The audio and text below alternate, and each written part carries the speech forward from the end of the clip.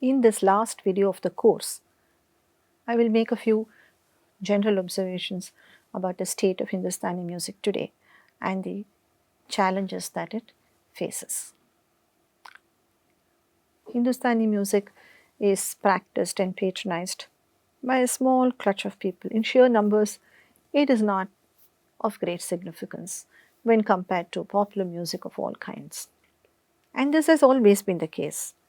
By definition, art music is not popular music. But because of its undeniable heritage value and its prestige among musical traditions in India, it thrives at a certain level. And the community of Hindustani music, both practitioners and listeners, make up in its passion. The community makes up in its passion what it does not have in its numbers. Patronage for this music that moved from royal and feudal centers to the public now involves corporate sponsorship in a significant way with its own dynamics. Sabhas, music festivals, private contributors, private soirees, organizers among non-resident Indian communities in countries all over the globe. All these players continue to sustain this music. Music teaching continues to be oral through the Guru-Shishya relationship. Even though the Gurukula Vasa, or living in your Guru's household as a member of his family while learning the many aspects of this art, that is more or less obsolete today. There is no doubt that it is a subtle art requiring many years of practice, intense practice. Practice or riyaz or sadhana is very much seen as imperative to a musician's making and growth. Riyaz is an Urdu word and sadhana is a Sanskrit word, and both are used to refer to the hours that the musician puts in by herself to master various aspects of this music. Perhaps with an added connotation of spiritual intensity. We have stories of masters and their insane riyaz routines. Ustad Allah Rakha, tabla master, for instance, he said to have practiced only one stroke of the tabla, the na, for hours in the winter cold of the north until his fingers started bleeding. In an interview with Dr. Ashok Ranade, Pandit Bhimsen Joshi casually mentions a period when he would do riyaz for 20 to 22 hours in a day. Is this even humanly possible? When did he eat? When did he sleep? But that is the kind of commitment that this art has elicited from its practitioners. Pandit Bhimsen Joshi talks of Swara Siddhi. Siddhi is achievement or attainment, but with yogic connotations, spiritual connotations. Musicians of many hues have spoken of this dimension in the music in one way or the other, explicitly or implicitly. Mallikarjun Mansoor, a musician who lived and breathed music and one of the greatest of all time, said of his guru. He says this, when I heard Banji Khan, that is his guru, my life completely changed. I was wonderstruck by his imagination. He uses the expression Kalpana Vilas and also his Swara Siddhi. And I realized that music is a Daivi Shakti, it is a divine power. And this power envelops you and surges through you like when a serpent bites you and its poison spreads all over and possesses you. Now, this is a very striking analogy to use, but this is the kind of frenzy with which musicians yearn for this music and have practiced to attain a level of mastery over it. One of the fundamental values of Hindustani music lies in the domain of what is called sur. Sur lagana, there is finding the sur and rendering it.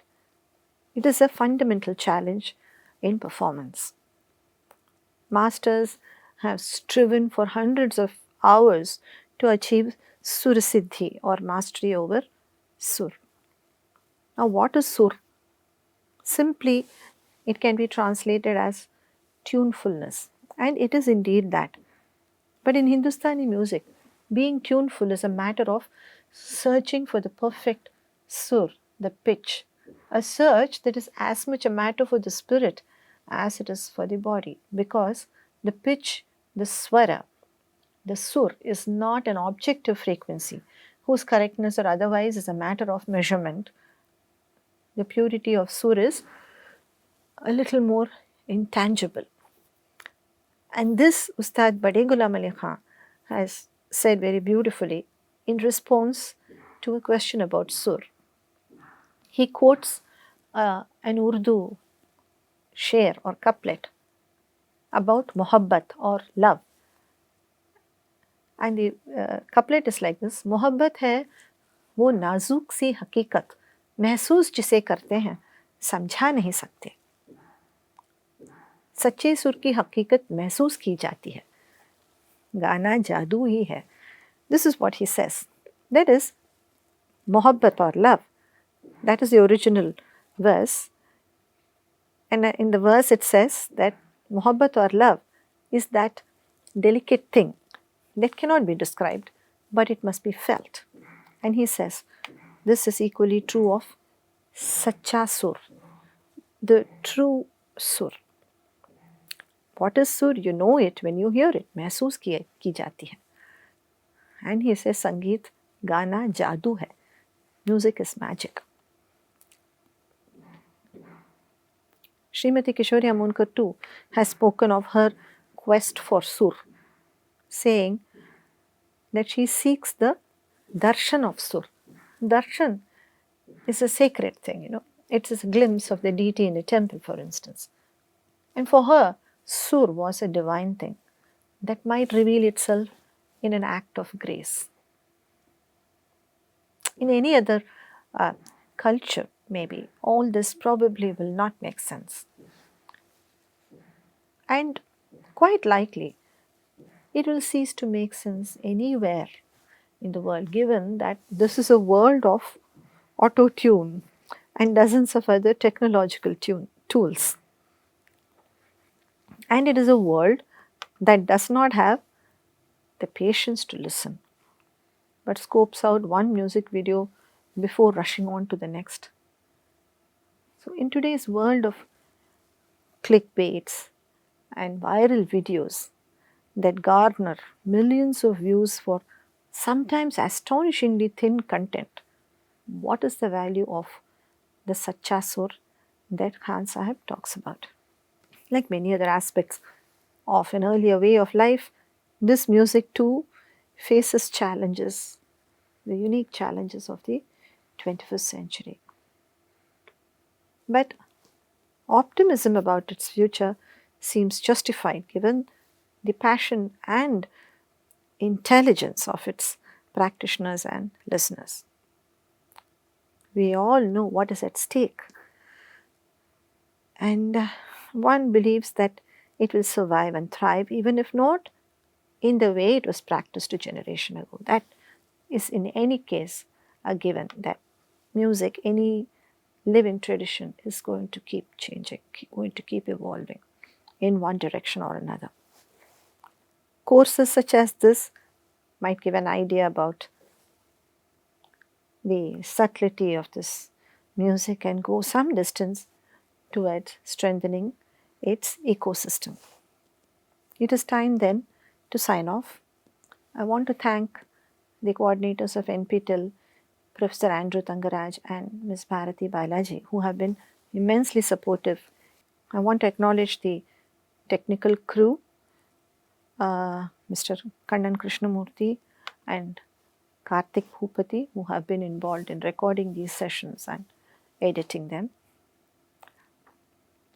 I want to thank all the guest contributors. My deep gratitude towards them.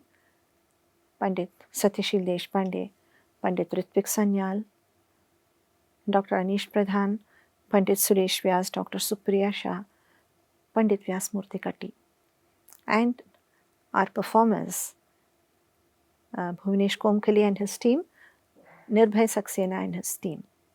My thanks to all of them. I also want to thank Sujan Deshpande for handling the segment on Gharana and for his other inputs. Finally, thank you all for joining me in this course, and keep listening to Hindustani music.